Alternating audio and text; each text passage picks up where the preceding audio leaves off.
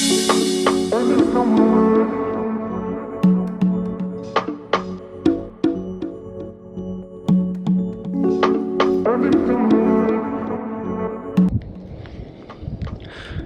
what's up guys? So it is cold out, obviously, and my camera still needs to be tilted a touch up. There we go.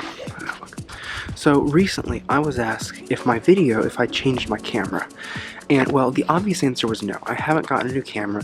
This is still the same camera I've been shooting on for a couple years now. And why is my camera I've been shooting on this camera for a while, but someone asked, hey, did you get a new camera? The answer was no, obviously, I didn't. But something they noticed led them to that. Now, what was that? Hey, what's up? Welcome back to the channel. My name is Jacob, and today we're going to be talking about depth of field. Now, it's a bright Monday morning for you guys, I'm sure. It's a late Sunday afternoon for me, excuse me. But I thought it would be a perfect time to talk about depth of field with all this fresh snow. See, depth of field is something that affects how we view something. It can make it more cinematic, it can make it less cinematic.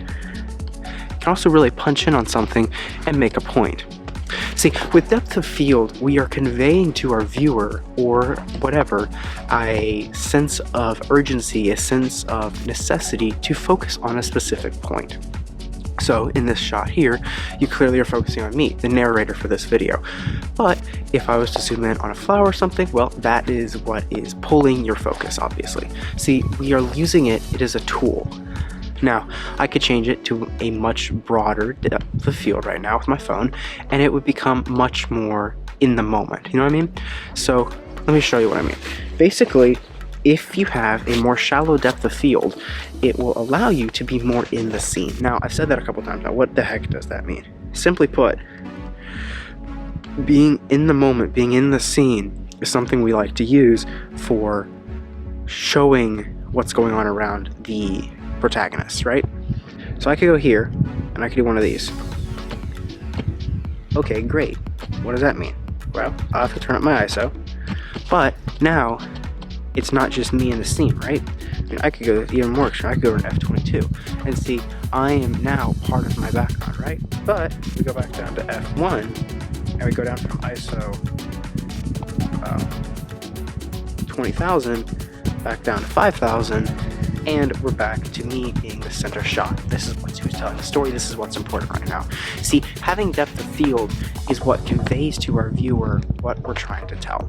So that carries over to photos too, which I'll get into in tomorrow's video most likely, is taking pictures. Because taking pictures are snapshots in time. Taking pictures are these moments, these examples of what you saw.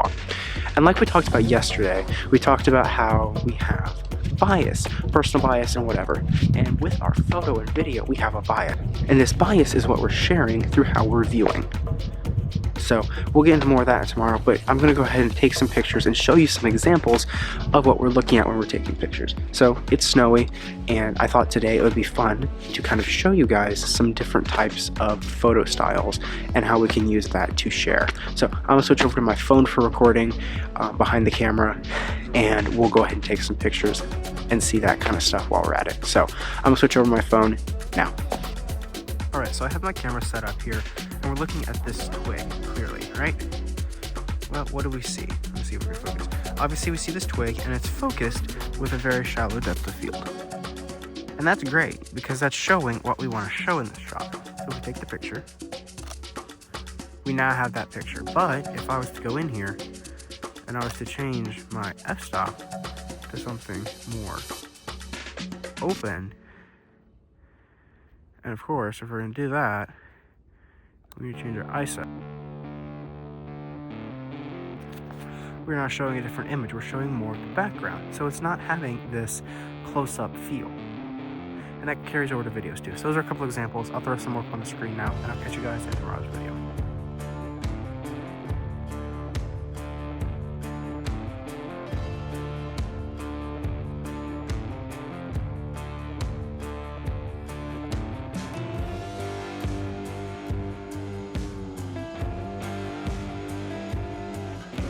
I hope that made sense today. I really want to impress these ideas on you, but also keep these videos short and sweet so you can apply it as you're going on in your life. Check back tomorrow for another video or go in more depth on a couple of these topics. I might even record another one tonight as a supplemental video for this video. See you guys tomorrow. Take it easy, fam. Peace.